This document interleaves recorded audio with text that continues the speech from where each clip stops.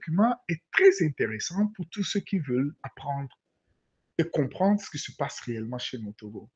Comment est-ce que certains s'autoproclament de nouveaux leaders, veulent à tout prix euh, étrangler ou bien noircir ceux qui étaient là avant eux, ou ceux par qui la lutte en tout cas, la flamme de la lutte est restée allumée. Madame Dina nous dit dans ce document que c'est seulement maintenant, en 2025, qu'elle s'est mise en mouvement pour contester le régime d'Agnès Sibé.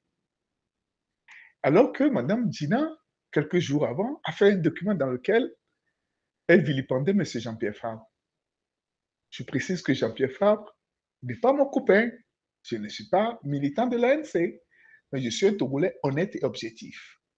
Sans les Fabres, sans les Nabourébans, sans les Améganvi, on n'allait pas trouver la flamme de la lutte allumée. Sans eux, on n'allait pas. Surtout avec l'accord de G-Chris et avec Faure Gnassingbé en 2009, je crois bien, ce serait fini. C'est grâce à ces gens-là que la résistance était maintenue, que la flamme de la résistance était ravivée. Pour ne pas dire tenue, ils ont tenu bon, quoi. C'est grâce à eux, oui, ce régime n'a pas réussi à nous submerger complètement. Madame Dina accusait ceux-là d'avoir échoué. Alors qu'au minimum, elle faisait partie des passagers clandestins. Puisqu'elle-même reconnaît que depuis, je fixe la date de repère en 90, je ne sais pas quel âge elle a, mais elle dit, et depuis, elle n'a jamais manifesté contre le régime. Parce qu'elle faisait partie, elle dit, de ceux qui disaient que ça va s'arranger, la Vagnon. Vous comprenez ça? Est-ce que vous entendez ce qu'il dit? Avant de vous laisser manipuler ou bien de vous laisser corrompre l'esprit par les dires de cette dame, de cette gamine. Posez-vous de bonnes questions. Moi, je commence à me poser des questions sur ce qu'ils font, ce qu'ils sont en train de faire. Parce que, au fond, je suis persuadé que j'ai le droit quand même de douter de eux, de leur sincérité. J'ai le droit de douter de leur sincérité. Je me pose la question, s'ils ne font pas partie de ce que le régime a produit, justement pour détruire la résistance politique. Parce que veut Faure Gnassingbé?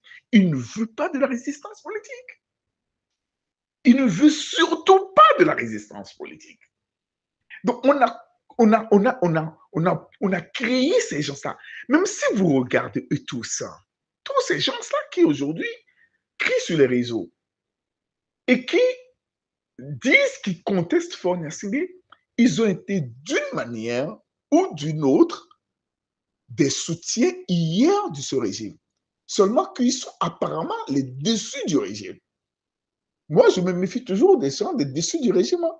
Les dessus du régime, oui, il n'y a pas de problème. S'ils veulent contester, ils n'ont qu'à contester le régime. C'est tout à fait légitime. Mais dire que moi, les dessus du régime, c'est moi, je vais les aligner, je vais m'aligner derrière eux et jamais je ne le ferai. Ceux qui ont collaboré avec le régime d'une manière ou d'une autre, une fois que je sais que ceux, ils ont collaboré, je ne peux pas m'aligner. Je peux approuver leur sortie, leur contestation du régime aujourd'hui, mieux vaut tard que jamais. Mais dire que je vais m'aligner derrière eux, non, je ne le ferai pas. Je ne le ferai pas. Donc maintenant, Dina nous explique qu'elle fait partie de ceux qui, hier, ne contestaient pas le régime. C'est-à-dire qu'au minimum, elle faisait partie des passagers clandestins. Peut-être qu'au pire même, elle faisait partie des soutiens du régime.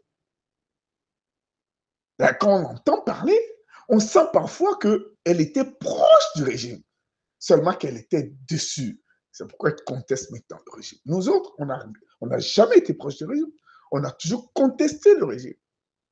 Donc, faisons attention quand les pseudo-nouveaux leaders, qui au fond ne le sont pas, parce que je suis convaincu, et j'ai le droit de penser ça, que ce sont au fond des agents du régime eux-mêmes, ou bien ce sont des gens que le régime, d'une manière ou d'une autre, a influencé. Je vais vous dire aussi comment ces influences se passent.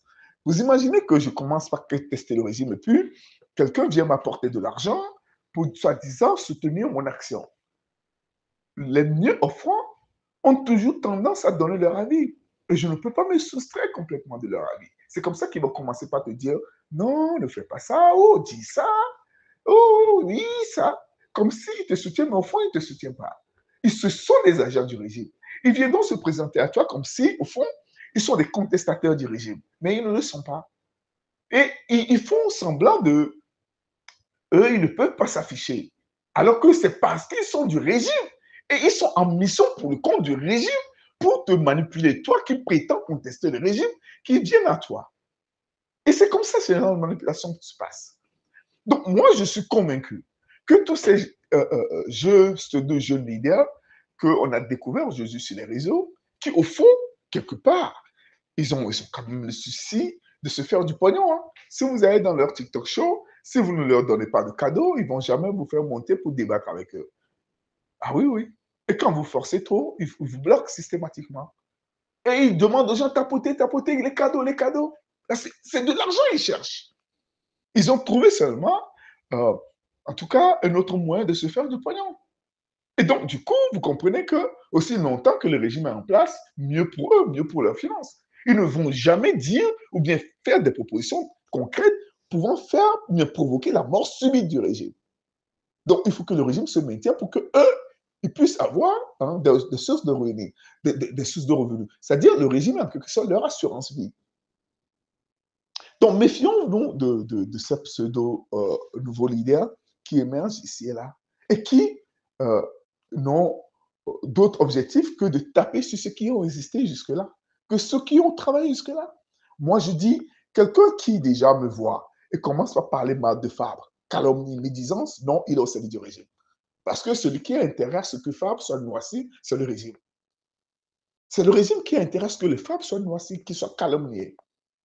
Il y a une loi qu'on appelle la loi de Bartoloni, qui dit qu'il faut une seconde pour détruire une personne. Mais il faut parfois des heures pour que cette personne puisse quand même contester ce qu'on a demandé de lui, bien d'elle. Donc, ces calomnies que vous voyez, c'est les agents du régime. Ceux qui viennent vous parler mal de Fabre, Fabre, il est corrompu, Fabre, sans apporter la moindre preuve. Vous imaginez une seule seconde. Si Fabre est corrompu, il prend de l'argent à Lomé 2, il prend de l'argent à RPT Unir. Vous imaginez une seule seconde ce que le RPT Unir allait apporter comme élément.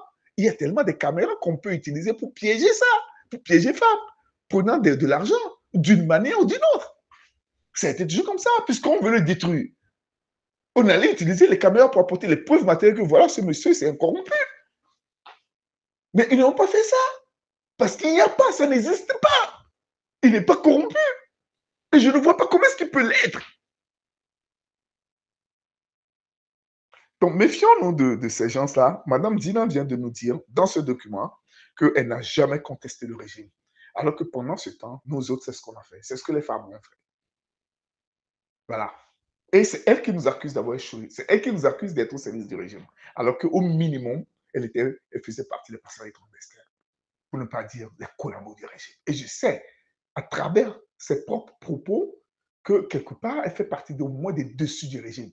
Si on est dessus du régime, c'est qu'hier, on était collabos du régime. Voilà, c'est ça la vérité. Méfiez-vous de ces gens-là.